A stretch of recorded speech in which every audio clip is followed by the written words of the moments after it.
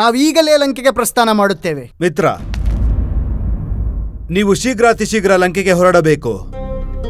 ಆದರೆ ನೀವು ಒಬ್ಬರೇ ಹೋಗಲು ಸಾಧ್ಯವಿಲ್ಲ.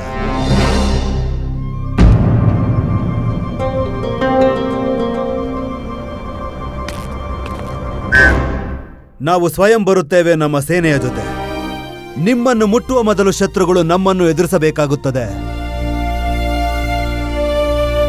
ನಿಮಗೆ ವಚನ ನೀಡುತ್ತೇವೆ, ನಿಮ್ಮ ರಾಜಗತಿ ನಿಮಗೆ ಸಿಗುವವರೆಗೂ ನಾವು ಕೂಡ ನಮ್ಮ ಸ್ವಯಂ ನಮ್ಮ ಸಿಂಹಾಸನದ ಮೇಲೆ ಕೂರುವುದಿಲ್ಲ.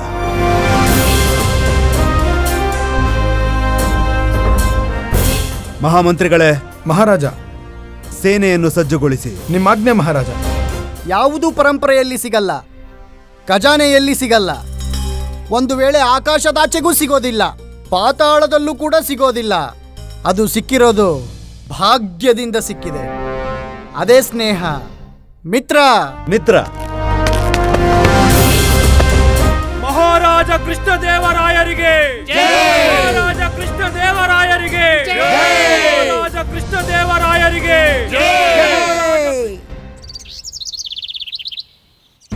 ಅರೇ, ಬೇಗ ಬೇಗ ಹೆಜ್ಜೆ ಹಾಕಿ, ದರ್ಬಾರ್ ತಲುಪಲು ವಿಳಂಬವಾಗಬಾರದು. ಹಾ ಗುರುಜಿ, ಏನಿವತ್ತು ತೇಜಸ್ವಿ ಅಂತೆ ಕಾಣ್ತಿದ್ದೀರಾ? ಹೌದಾ ಮಣಿ, ನೀನ್ ನಮ್ಗೇನು ಪ್ರಶಂಸೆ ಮಾಡಲ್ವಾ? ಖಂಡಿತ ಮಾಡ್ತೀನಿ. ಯಾರದು ನಡು ದಾರಿಯಲ್ಲಿ ನಮ್ಮ ಗುರುಜಿಗೆ ಅಪಮಾನ ಮಾಡ್ತಿರೋದು? ಇಷ್ಟೊಂದು ದುಸ್ಸಾಹಸವೇ? ಏನಾದ್ರೂ ಆಗ್ಲಿ, ಇವ್ರು ನಮ್ ಗುರುಜಿ ತಾನೇ. ಮದುವೆ ಆದ್ಮೇಲೆ ಒಂದು ದಿನಾನಾದ್ರೂ ಸುಖವಾಗಿಟ್ಟಿದ್ಯಾ ನನ್ನನ್ನ? ಅಲ್ಲೇ ನಡೀತಿದೆ, ಬನ್ನಿ. ಹಾ, ನಿನ್ ಮದುವೆ ಆದ್ಮೇಲೆ ನನ್ ಜೀವನ ಹೂ ಅರಳಿದಂಗ ಅರಳಿದೆ ಅನ್ಕೊಂಡಿದ್ಯಾ? ನಿನ್ ಹೆಸರು ಮಾತ್ರ ಪುಷ್ಪವಲ್ಲಿ, ನೀನೊಬ್ಳು ದೊಡ್ಡ ಮುಳ್ಳು. ಅಯ್ಯೋ ಭಗವಂತ, ಈ ತರ ಪ್ರಾಣಿಗಳು ಕೂಡ ಕಿತ್ತಾಡ. ಅರೆ ಗುರುಜಿ, ಕೊತ್ವಾಲ್ ನಮ್ಮ ವ್ಯಕ್ತಿ, ಪತ್ನಿ ಜೊತೆ ಪಾಪ ಜಗಳ ಆಡ್ತಿದ್ದಾನೆ. ನಾವು ಅವನ ಸಮಸ್ಯೆನ ದೂರ ಮಾಡ್ಬೇಕು. ಕೈಲಾಗ್ತವನು ಹೇಳಿ, ನೀನು ಅಮ್ಮನ್ ಸಂಗ ಮಾಡ್ಕೊಂಡು ನನ್ ಮೇಲೆ ಆರೋಪ ಮಾಡ್ತಿದ್ಯಾ? ಮಾಡೋದಿಲ್ಲ, ಬಾಯಿ ಮುಚ್ಚಿ ನಡೀರಿ ಇಲ್ಲಿಂದ. ಸುಮ್ನಿರು. ನಿನ್ ಜೊತೆ ಬದುಕಿರೋದಕ್ಕೆ ನನಗೆ ಇಷ್ಟನೇ ಇಲ್ಲ. ನೀನ್ ಹೇಳಿ. ಅಮ್ಮನ್ ಚಮಚ, ಕಂಜೂಸ್. ನೀನ್ ಕಂಜೂಸು. ರಾಮ, ಬೆಳಬೆಳಗ್ಗೆನೆ ನಿನ್ನ ಇಷ್ಟೊಂದು ಯಾರು ಬೈತಿದ್ದಾರೆ? ನಂಗ್ ಬೈತಿದ್ದಾರೆ?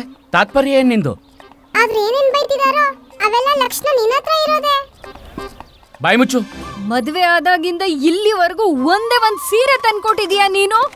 ಅರೆ, ಮೊನ್ನೆ ಹೋದ್ ಮಂಗಳವಾರನೇ ತಂದ್ಕೊಟ್ಟಿದ್ನಲ್ಲ. ನೀನ್ ತಂದ್ಕೊಟ್ಟಿದ್ದ? ಅದು ನಮ್ಮಮ್ಮ ಕೊಡ್ಸಿದ್ದು, ನೀನ್ ತಂದಿದ್ದ. ಆದ್ರೇನಾಯ್ತು, ನಿಮ್ಮ ಅಮ್ಮನ ಮನೆಯಿಂದ ತಗೊಂಡ್ ಬಂದಿದ್ ನಾನೇ ಅಲ್ವಾ? ಮರ್ತೋಯ್ತಾ? ಕೊತ್ವಾಲ ಮತ್ತು ಕೊತ್ವಾಲಿನಿ ಬಂಧು, ಇವರಿಬ್ರು ಜಗಳ ಆಡ್ತಿದ್ದಾರೆ. ನಂಗ್ ಬೈತಿಲ್ಲ. ಯಾರಾದ್ರೂ ನಂಗ್ ಬೈಯೋದಾ? ಅಷ್ಟು ಧೈರ್ಯ ಯಾರಿಗಿದೆ? ಹೌದು ನನ್ನ ವೀರಪುರುಷ, ನನ್ ಮುಂದೆ ಸುಳ್ಳು ಹೇಳ್ಬೇಡ. ನಾನ್ ನಿನ್ನ ದುರ್ಗತಿಯ ಪ್ರತ್ಯೇಕದರ್ಶಿ ಇದ್ದೀನಿ. ಆಯ್ತಾಯ್ತು, ಊರ್ಗೆಲ್ಲ ಸಾರ್ಕೊಂಡ್ ಬರೋ ಅವಶ್ಯಕತೆ ಇಲ್ಲ.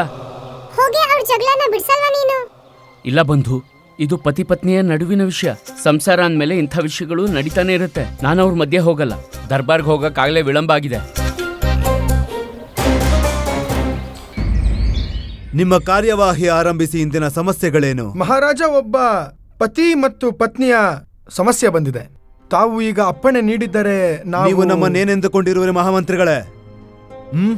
ಕೆಲವು ದಿನಗಳ ಹಿಂದೆ ನಾವು ನಮ್ಮ ಮಿತ್ರ ಶ್ರೀಲಂಕಾದ ರಾಜ ಹಾಗೂ ಅವರ ಧರ್ಮಪತ್ನಿಯ ಸಮಸ್ಯೆ ಬಗೆಹರಿಸಿದ್ದೀವಿ ಅಲ್ವಾ? ಈಗ ನಾವು ಬೇರೆ ಯಾರ ದಾಂಪತ್ಯ ಜೀವನದ ಮಧ್ಯೆ ಹೋಗುವುದಿಲ್ಲ ಮಹಾಮಂತ್ರಿಗಳೇ. ಮಹಾರಾಜ, ಈ ಪತಿ ಪತ್ನಿ ನಮ್ಮದೇ ಪತಿ ಪತ್ನಿಯರು. ನಿಮ್ಮ ಅದ್ಭುತ ಮಹಾಮಂತ್ರಿಗಳೇ, ಪತಿ ಪತ್ನಿ ಇಬ್ಬರು ನಿಮ್ಮವರೇನಾ? ನಮ್ಮ ಅರ್ಥಾತ್ ಮಹಾರಾಜ, ನಮ್ಮ ರಾಜ್ಯದವರು. ಕೊತ್ವಾಲ ಹಾಗೂ ಅವರ ಪತ್ನಿ ಪುಷ್ಪವಲಿಯ ನಡುವೆ ಸಮಸ್ಯೆ ತಲೆದೋರಿದೆ ಮಹಾರಾಜ. ನಗರ ಕೊತ್ವಾಲ? ಮಹಾರಾಜ, ಒಂದೊಮ್ಮೆ ಕೊತ್ವಾಲರು ಮತ್ತು ಅವರ ಧರ್ಮಪತ್ನಿ ಪುಷ್ಪವಲ್ಲಿಯ ನಡುವಿನ ಸಮಸ್ಯೆಯನ್ನು ತಾವು ಬಗೆಹರಿಸಿದರೆ ಅದರಿಂದ ಈ ಸಮಸ್ತ ವಿಜಯನಗರ ರಾಜ್ಯದ ನಿವಾಸಿಗಳಿಗೆ ಉಪಕಾರವಾಗುತ್ತೆ. ಕಾರಣ ಈ ಇಬ್ಬರು ಪತಿ ಪತ್ನಿಯರು ಸಮಸ್ತ ವಿಜಯನಗರದಲ್ಲಿ ಕೋಲಾಹಲವೆಬ್ಬಿಸಿದ್ದಾರೆ ಮಹಾರಾಜ. ಸತ್ಯವಚನ ಮಹಾರಾಜ. ಅಂದರೆ ಸಮಸ್ಯೆ ಗಂಭೀರವೇ? ಹಾ, ಹೌದು. ಉಚಿತವಿದೆ, ಕರೆಸಿ ಅವರನ್ನು. ಬಾಬಾ, ನಿನಗೆ ಸರಿಯಾಗಿ ಮರ್ಯಾದೆ ಮಾಡಿಸ್ತೀನಿ. ಎಲ್ಲ ನುಂಗ್ಬಿಟ್ಟೆ ನೀನು.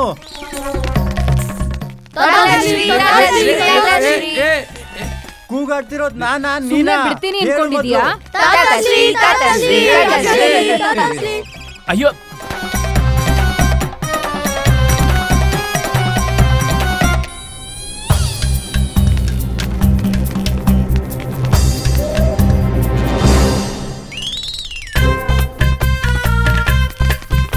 ಕೊತ್ವಾಲ್, ತಡೆಯಿರಿ. ಹಾ ಮಹಾರಾಜ, ಮಕ್ಕಳೇ ಮಹಾರಾಜರನ್ನಾದರೂ ಬಿಡಿ.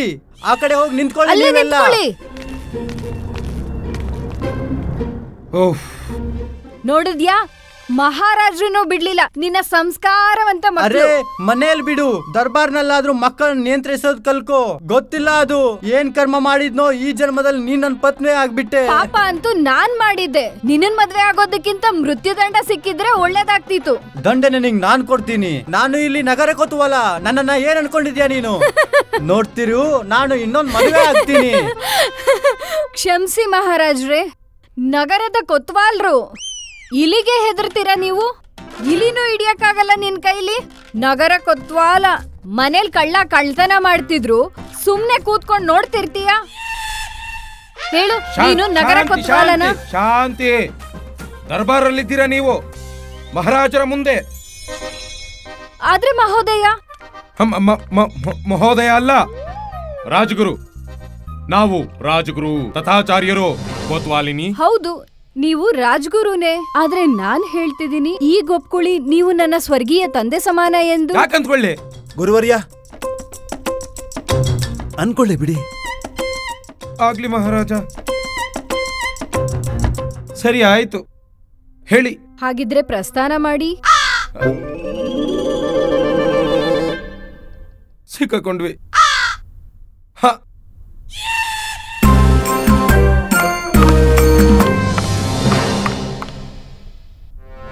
ನಿಮಗೆ ನನ್ ಪತಿ ಕಾಣಿಸ್ತಿದ್ದಾರಾ?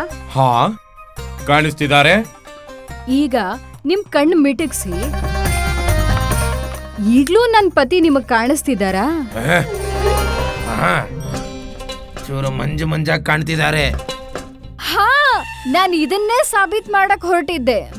ನಮ್ ತಂದೆ ಇವ್ರ ಮನೆಗ್ ಹೋಗಿದ್ದಾಗ ಇವ್ರಿಗೆ ಮಂಜಾಗಿ ಕಾಣಿಸ್ತಿದ್ರು. ಈ ಕಪಟಿ ಮುಖ ಅವ್ರಿಗೆ ಕಾಣಿಸ್ತಿರ್ಲಿಲ್ಲ. ನಂಗೇನಾದ್ರೂ ಗೊತ್ತಿದ್ದಿದ್ರೆ ನಾನ್ ಇಷ್ಟೆಲ್ಲ ಸಹಿಸ್ಕೊಂತಾನೆ ಇರ್ಲಿಲ್ಲ. ಆಗ ನಿನ್ ಪಿತಾಶ್ರೀನ ಏನ್ ಮಾಡ್ತಿದ್ದೆ ಅಂದ್ರೆ ಜೀವನ ಪರ್ಯಂತ ಕೊರಗಬೇಕಿತ್ತು. ಹಾ, ನೋಡೋದಕ್ಕೆ ಒಳ್ಳೆ ಪಂಡಿತರ ತರ ಕಾಂತೀಯ, ಮಾಡೋದೆಲ್ಲ ನೀಚ್ ಕೆಲಸ. ಅಚ್ಚಿ. ಸರಿಯಾಗಿ ಹೇಳ್ದೆ ನೀನು ಕೊತ್ವಾಲ. ಗುರುಜಿ ಏನ್ ಸರಿಯಾಗಿ ಹೇಳಿದ್ರು, ನೀವು ಕೊತ್ವಾಲ್ರ ಮಾತನ್ನ ಸರಿಯಾಗಿ ಕೇಳಿಸ್ಕೊಂಡಿಲ್ಲ. ನಿಮ್ ಬಗ್ಗೆನೇ ಹೇಳ್ತಿರೋದು. ಏನಂದ್ರೆ ನೀ ನಮ್ಗೆ ಕೊತ್ವಾಲ? ನೀವ್ ಇವಾಗ ಅವ್ರ ತಂದೆ ಅಲ್ವಾ? ಅರೆ ತಂದೆ ಅಂದ್ರೆ ಏನ್ ಬೇಕಾದ್ರೂ ಹೇಳ್ಬೋದಾ ನೀನು? ಅಂತೀನಿ, 100 ಸಾರಿ ಅಂತೀನಿ. ನೀನ್ ಈಗ್ಲೇ ಇಲ್ಲಿಂದ ಹೊರಟು ಹೋಗು. ನೀನ್ ನಮ್ ತಂದೆ ಮುಂದೆ ಮೊಸಳೆ ಕಣ್ಣೀರ್ ಹಾಕಿ ನಮ್ ತಂದೆನ ಮರಳು ಮಾಡಿ ನಿಮ್ ಮಗಳನ್ನ ನನ್ ಜೊತೆ ವಿವಾಹ ಮಾಡ್ದೆ. ಇಷ್ಟೆಲ್ಲ ಮಾಡಿ ನನ್ ಮನೆ ಮುಂದೆ ಬಂದ್ ನಿಂತಿದ್ಯಾ? ಹೋಗು ಆಚೆ ಇಲ್ಲಿಂದ. ಹೋಗು ದುಷ್ಟ ಕೊತ್ವಾಲ. ನನ್ ಮನೆ ಬಿಟ್ಟು ಹೋಗು ಮೂರ್ಖ. ಮೂರ್ಖ ಅಂದ್ಯಾ ಕೊತ್ವಾಲ? ಹೋಗು ಧೂರ್ತ. ಧೂರ್ತ ಅಂದ್ಯಾ ನೀನು? ಅರೆ ಹೋಗು ಕೊತ್ವಾಲ. ಈಗ ಹೋಗಿಲ್ಲ ಅಂದ್ರೆ ಹೋಗ್ ಮುದ್ಕ ಇಲ್ಲಿಂದ. ಇನ್ನೊಂದ್ಸಾರಿ ಇಲ್ಲಿ ಬರೋ ದುಸ್ಸಾಹಸ ಮಾಡ್ಬೇಡ ನೀನು. ಯಾರಾದ್ರೂ ಬಂದ್ ನಮ್ ತಂದೆನ್ ಕಾಪಾಡಿ. ಯಾರಾದ್ರೂ ಬಂದ್ ನಮಗ್ ಸಹಾಯ ಮಾಡಿ. ನೋಡಿದ್ರ ನಮ್ ತಂದೆಗೆ ಹೇಗ್ ಹೊಡಿತಾ ಇದ್ದಾರೆ. ಸಹೋದರ ಅಂದ್ಕೊಳ್ಳಿ, ನೀವೀಗ ನನ್ ಸಹೋದರ ಅಂತ. ಇಲ್ಲ. ಹಾ ಇಲ್ಲ. ತಂದೆಯಾದ ಗುರುವರಿಯರ ದುರ್ದಶೆ ನೋಡಿದೀನಿ, ನಾನು ಒಪ್ಕೊಳ್ಳಲ್ಲ. ನೀವು ಸ್ವಲ್ಪ ಸುಮ್ನಿರಿ. ಹೇಗ್ ಶಾಂತಿಯಿಂದ ಇರ್ಲಿ ನೋಡಿ. ಇವ್ರ ಪೌರುಷ ಎಷ್ಟು ಉಕ್ಕಿ ಹರಿತಿದೆ. ನಮ್ ತಂದೆಗೆ ಹೇಗ್ ಹೊಡಿತಿದ್ದಾರೆ. ಮಹಾಮಂತ್ರಿಗಳೇ, ನೀವ್ ಹೇಳಿ, ನನ್ ಬಾಯಿಯಿಂದ ಯಾವ್ದಾದ್ರು ಕೆಟ್ಟ ಮಾತು ಬಂತ? ಹೇಳಿ, ನೀವೇ ಸಾಕ್ಷಿ ಇದ್ದೀರಾ? ಅದು ಹಾ, ಕೇಳಿಸ್ತು. ಈಗ ಕೇಳಿಸ್ತು. ಯಾವಾಗ ಕೇಳಿದ್ರಿ? ತಾನೇ ಕೇಳಿಸ್ತು. ನಿನ್ ಬಾಯಿ ಇದೆ ಅಲ್ಲ, ತುಂಬಾ ದೊಡ್ಡ ಬಾಯಿ. ಒಂದು ಸಲ ತೆರೆದು ಬಿಟ್ರೆ ಮತ್ತೆ ಮುಚ್ಕೊಳ್ಳೋ ಮಾತೇ ಇಲ್ಲ. ಏನ್ ಬಾಯಿ ಅಂತಿದ್ಯಾ ನೀನು? ಏನ್ ನನ್ ಮಗಳನ್ನ ನೀನು ದಾಸಿ ಅಂತ ಅನ್ಕೊಂಡಿದ್ಯಾ? ನಡಿಬುದಿಯಾ?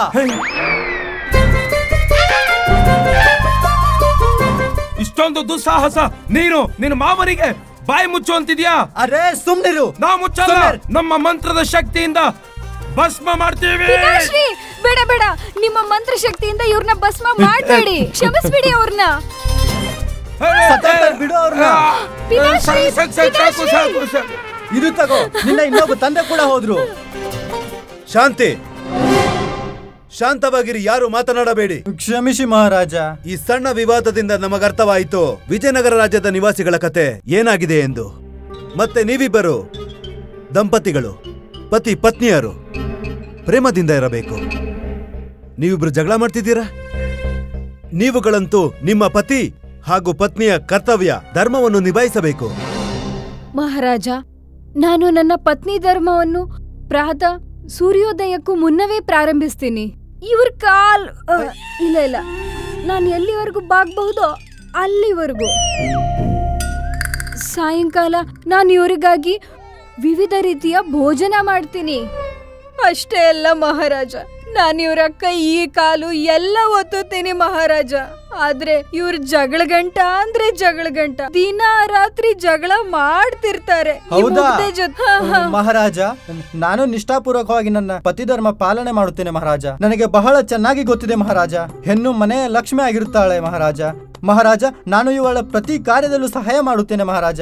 ಎಲ್ಲಿವರೆಗಂದ್ರೆ ತರಕಾರಿನೇ ಹೆಚ್ಚುತ್ತೀನಿ ಮಹಾರಾಜ. ಬಾವಿಯಿಂದ ನೀರು ತಗೊಂಡ್ ಬರ್ತೀನಿ. ಮತ್ತೆ ನೀನಿದನ್ನ ಮರ್ತು ಬಿಟ್ಯಾ?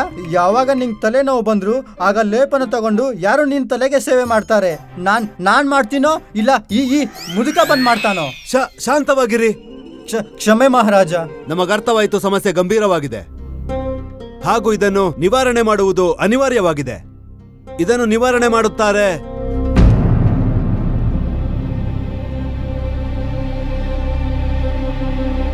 ಪಂಡಿತ ರಾಮಕೃಷ್ಣ. ಮಹಾರಾಜ, ನೀವು ಇದನ್ನು ಬಗೆಹರಿಸಿ. ಪ್ರಣಾಮ ಪಂಡಿತ. ಪ್ರಣಾಮ ಪಂಡಿತ ರಾಮಕೃಷ್ಣರೇ. ಈಗ ಸಿಕ್ಕಾಕೊಂಡ್ರಲ್ಲ ಪಂಡಿತ ರಾಮಕೃಷ್ಣ, ಬನ್ನಿ. ಮಹಾರಾಜ, ಸರ್ವಪ್ರಥಮ ಇದನ್ನು ತಿಳಿಯೋ ಅವಶ್ಯಕತೆ ಇದೆ. ಈ ಇಬ್ಬರ ಜಗಳದ ವಿಷಯ ಏನು? ಅರ್ಥಾತ್ ನಿಮ್ಮ ಜಗಳ ಯಾವ ಕಾರಣಕ್ಕೆ ಆರಂಭವಾಯಿತು? ಹಾ, ನಮ್ ಮಕ್ಳ ಕಾರಣಕ್ಕಾಗಿ. ಮಹಾರಾಜ, ಇವಳು ಬಯಸ್ತಾಳೆ ಮಕ್ಕಳು ಇವಳ ಜೊತೆಗೆ ತವ್ರಿಗೆ ಹೋಗ್ಬೇಕಂತ. ಮಹಾರಾಜ, ಮಕ್ಕಳಿದ್ರೆ ನಮ್ಮ ಮನೆ ನನ್ನನ್ನೇ ಅಟ್ಟಿಸ್ಕೊಂಡ್ ಬರುತ್ತೆ. ಇವಳಿಗೆ ಅರ್ಥನೇ ಆಗಲ್ಲ ಮಹಾರಾಜ. ಮಹಾರಾಜ್ರೆ, ಇವರು ಮನೇಲಾದ್ರೂ ಎಲ್ಲಿರ್ತಾರೆ? ಶಾಂತಿ ಶಾಂತಿ ಶಾಂತಿ. ಹೀಗೆ ಪ್ರತೀತಿ ಆಗ್ತಿದೆ ನೀವು ನಿಮ್ಮ ಮಕ್ಕಳನ್ನ ತುಂಬಾ ಪ್ರೀತಿಸ್ತಿದ್ದೀರಿ. ಹಾ ಹಾ. ಮತ್ತೆ ಹೀಗಿದ್ದಾಗ ನೀವು ಅವ್ರ ಜೊತೆ ಪ್ರೇಮಪೂರ್ವಕವಾಗಿ ನಡ್ಕೋಬೇಕು. ನಾನು ಬಹಳ ಪ್ರಯತ್ನಿಸಿದೆ ಮಹಾರಾಜ, ನಮ್ಮನೆ ಶಾಂತಿಯಿಂದ ಇರ್ಲಿ ಅಂತ. ಆದ್ರೆ ಇವಳು ಜಗಳಗಂಟಿ ಸ್ವಭಾವದ ಕಾರಣ ಯಾವಾಗ್ಲೂ ಅಶಾಂತಿ ತುಂಬಿರುತ್ತೆ. ನಂದಂತೂ ಜಗಳಗಂಟೆ ಸ್ವಭಾವ ಅಲ್ಲ, ಜಗಳಗಂಟೆ ಸ್ವಭಾವ ಇವರದ್ದು. ಇವರಿಂದಾನೇ ಮನೇಲಿ ಅಶಾಂತಿ ನೆಲೆಸಿದೆ. ಓ ಶಾಂತಿ ಶಾಂತಿ ಶಾಂತಿ. ನಿಮ್ಮಿಬ್ರಲ್ಲೂ ಶಾಂತಿ ಸ್ಥಾಪನೆ ಆಗುವ ಯಾವ ಲಕ್ಷಣವೂ ಕಾಣ್ತಿಲ್ಲ.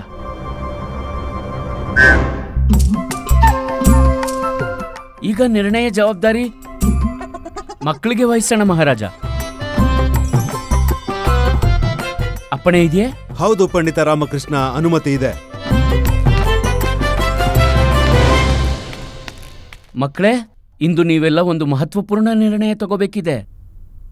ನೀವು ನಂಗೆ ಇದನ್ನ ಹೇಳಿ, ನೀವು ಯಾರ ಜೊತೆ ಇರಕ್ ಬಯಸ್ತೀರಾ? ನಿಮ್ಮ ಪಿತನ ಜೊತೆಯೋ ಅಥವಾ ಮಾತೆಯ ಜೊತೆಯೋ?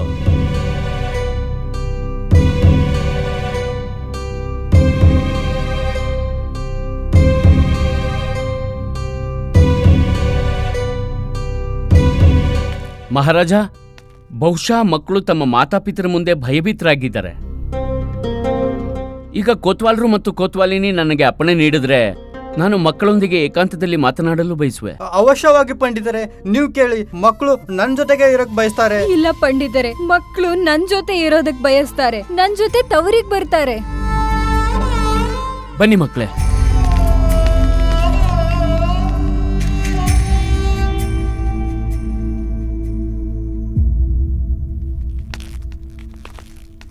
ಮಹಾರಾಜ, ಮಕ್ಕಳು ನಿರ್ಣಯ ತಗೊಂಡಿದ್ದಾರೆ. ಹಾಗಾದರೆ ಹೇಳಿ ಮಕ್ಕಳೇ, ಏನು ನಿರ್ಣಯ ತೆಗೆದುಕೊಂಡಿರಿ ನೀವೆಲ್ಲ? ನಾವು ನಮ್ಮ ತಂದೆ ಜೊತೆಗೆ ಹೋಗುವುದಿಲ್ಲ, ತಾಯಿ ಜೊತೆಗೂ ಹೋಗಲ್ಲ. ಇವರು ಪ್ರತಿದಿನ ವಾದ ವಿವಾದ ಮಾಡುತ್ತಾರೆ. ಇವರಿಬ್ಬರಿಂದ ಸಾಕಾಗಿ ಹೋಗಿದೆ. ಹಾಗಾದ್ರೆ ಇದು ನಿಮ್ಮೆಲ್ಲರ ನಿರ್ಣಯವೇ? ಹಾಗಾದ್ರೆ ನೀವೀಗ ನಿಮ್ಮ ಮಾತೆಯ ಜೊತೆ ಇರೋದಕ್ ಬಯಸ್ತಿಲ್ಲ, ಪಿತನ ಜೊತೆನೂ ಇರೋಕ್ ಬಯಸ್ತಿಲ್ಲ. ಹಾಗಾದ್ರೆ ನೀವ್ ಯಾರ ಜೊತೆ ಇರ್ತೀರಾ?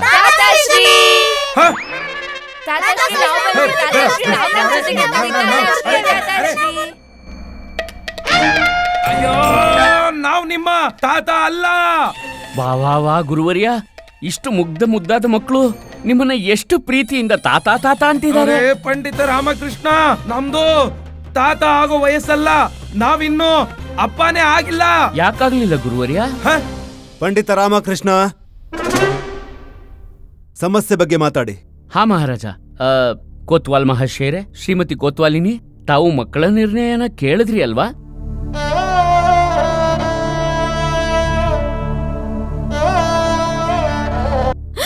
ಮಕ್ಕಳೇ, ನೀವು ಹೀಗೆಲ್ಲ ಏಕೆ ಮಾತಾಡ್ತಿದ್ದೀರಾ? ನಾನು ಈ ದಿನ ನೋಡಕ ನಿಮ್ಮನ್ನ 9 ತಿಂಗಳು ನನ್ನ ಹೊಟ್ಟೆಲ್ ಇಟ್ಕೊಂಡಿದ್ದು, ಪಾಲನೆ ಪೋಷಣೆ ಮಾಡಿ ಇಷ್ಟು ದೊಡ್ಡವರನ್ನಾಗಿ ಮಾಡಿದ್ದು.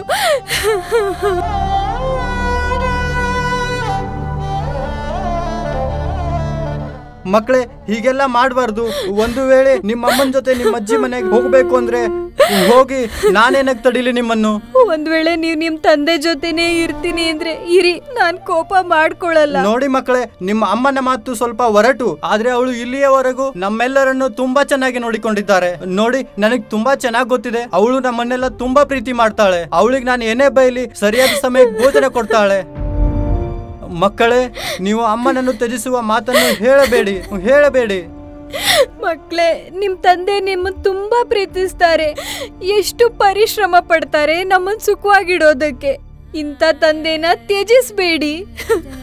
ಕೊತ್ವಾಲ್ ಮಹಾಶಯರೇ, ಶ್ರೀಮತಿ ಕೊತ್ವಾಲಿನಿ, ತಾವು ಮಕ್ಕಳ ನಿರ್ಣಯ ಕೇಳಿದ್ರಿ ಅಲ್ವಾ?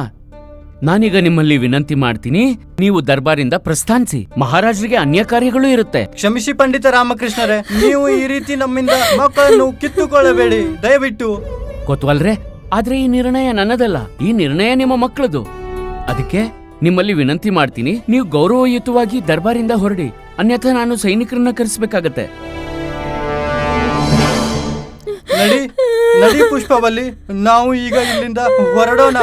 ಈಗ ಮಕ್ಕಳು ನಮ್ ಜೊತೆಗೆ ಬರೋದಿಲ್ಲ. ಬಾ ಹೋಗೋಣ. ಈಗ ನಾವಿಬ್ಬರು ಒಬ್ಬರಿಗೊಬ್ಬರು ಆಸರೆಯಾಗಿ ಜೀವನ ಕಳೆಯೋಣ. ನನ್ನನ್ನು ಕ್ಷಮಿಸ್ಬಿಡಿ, ನನ್ನಿಂದಾನೇ ಇದೆಲ್ಲ ಆಗಿದ್ದು. ಚಪ್ಪಾಳೆ ಒಂದ್ ಕೈಯಿಂದ ಹೊಡೆಯೋಕ್ಕಾಗಲ್ಲ. ನಿಂದೆಷ್ಟು ತಪ್ಪಿದೆಯೋ ಅದ್ರಲ್ಲಿ ಕೂಡ ನಂದು ಅರ್ಧ ಪಾಲಿದೆ. ಕ್ಷಮಿಸಿ ಮಹಾರಾಜ. ಬಾ ಹೊರಡೋಣ, ಬಾ.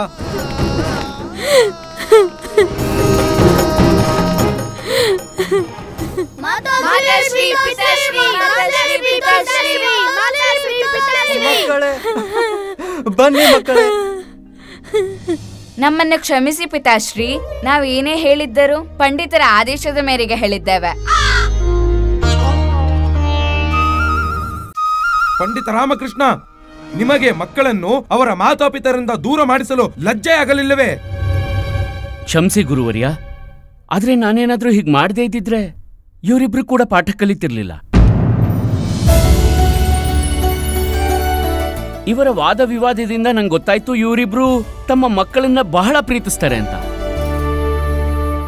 ಇಬ್ರಲ್ಲಿ ಯಾರು ಸಹ ತಮ್ಮ ಮಕ್ಕಳು ದೂರ ಹೋಗೋದನ್ನ ನೋಡಲಾರು. ಮತ್ತೆ ಆಗ ನನ್ಗೇನ್ ಅನ್ನಿಸ್ತು ಅಂದ್ರೆ, ಮಕ್ಕಳು ದೂರಾಗುವ ಕಲ್ಪನೆಯೇ ಇವರಿಬ್ಬರ ಕಣ್ಣು ತೆರೆಸಬಹುದು ಅಂತ. ಹಾಗೂ ನೀವು ನೋಡಿದ್ರಿ ಹೇಗೆ ಇವರಿಬ್ರು ತಮ್ಮ ವಾದ ವಿವಾದ ಸಮಾಪ್ತಿಗೊಳಿಸಿ ಒಬ್ಬರಿಗೊಬ್ರು ಆಸರೆಯಾಗುವ ಮಾತಾಡ್ತಿದ್ದಾರೆ. ಈ ಪಂಡಿತ ರಾಮಕೃಷ್ಣ ಪುನಃ ಪುರಸ್ಕಾರ ಪಡ್ಕೊಂತಾನೆ. ಮಹಾರಾಜ, ನಿಮ್ಗಿದು ತಿಳಿದ್ರೆ ಆಶ್ಚರ್ಯ ಆಗತ್ತೆ. ಇವರ ಮಧ್ಯೆ ನಡೆದ ಜಗಳಕ್ಕೆ ಕಾರಣ ಇವರಿಬ್ಬರ ಮಧ್ಯೆ ಇರುವ ಅಗಾಧ ಪ್ರೇಮ. ವಾಸ್ತವದಲ್ಲಿ ಇವರಿಬ್ರು ಒಬ್ಬರಿಗೊಬ್ರು ಬಹಳ ಪ್ರೇಮಿಸ್ತಾರೆ ಮಹಾರಾಜ. ಹಾ ಮಹಾರಾಜ, ನಾವು ಇದನ್ನೇ ಹೇಳ ಬಯಸುತ್ತೇವೆ. ಇದು ಯಾವ ರೀತಿಯ ಪ್ರೇಮ? ತಮ್ಗಂತೂ ತಿಳಿದೇ ಇದೆ ಮಹಾರಾಜ, ಪತಿ ಪತ್ನಿಯ ನಡುವಿನ ಜಗಳವೇ ಅವರ ಅಗಾಧ ಪ್ರೇಮದ ಗುರುತಾಗಿರುತ್ತೆ. ಇವರು ಸ್ವಯಂ ತಾವೇ ಹೇಳಿದ ಹಾಗೆ ಇವರಿಬ್ರು ಒಟ್ಟಿಗೆ ಇದ್ದು ಬಹಳ ಚೆನ್ನಾಗಿ ತಮ್ಮ ತಮ್ಮ ಕೆಲಸ ಮಾಡ್ತಾರೆ ಅಂತ. ಇದು ಪ್ರೇಮವಲ್ಲದೆ ಮತ್ತಿನ್ನೇನು ಮಹಾರಾಜ. ಸಮಯದ ಪ್ರಭಾವ ಹಾಗೂ ಸಮಯದ ಅಭಾವ ಇವರಿಬ್ಬರ ಪ್ರೇಮವನ್ನು ಸ್ವಲ್ಪ ಕ್ಷೀಣಗೊಳಿಸ್ತು. ಅದೀಗ ಮಕ್ಕಳ ಸಹಾಯದಿಂದ ಪುನರ್ಜಾಗೃತಗೊಂಡಿದೆ. ಅದರ ಪರಿಣಾಮ ಎಲ್ಲರ ಮುಂದೆ ಉಪಸ್ಥಿತವಾಗಿದೆ. ಅದ್ಭುತ ಪಂಡಿತ ರಾಮಕೃಷ್ಣ, ಅದ್ಭುತ.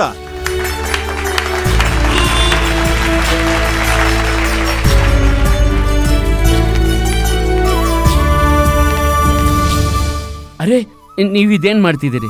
ಧನ್ಯವಾದ ಪಂಡಿತ ರಾಮಕೃಷ್ಣರೇ, ನೀವಿಂದು ನಮ್ಮಿಬ್ಬರ ಕಣ್ಣನ್ನು ತೆರೆಸಿದ್ರಿ.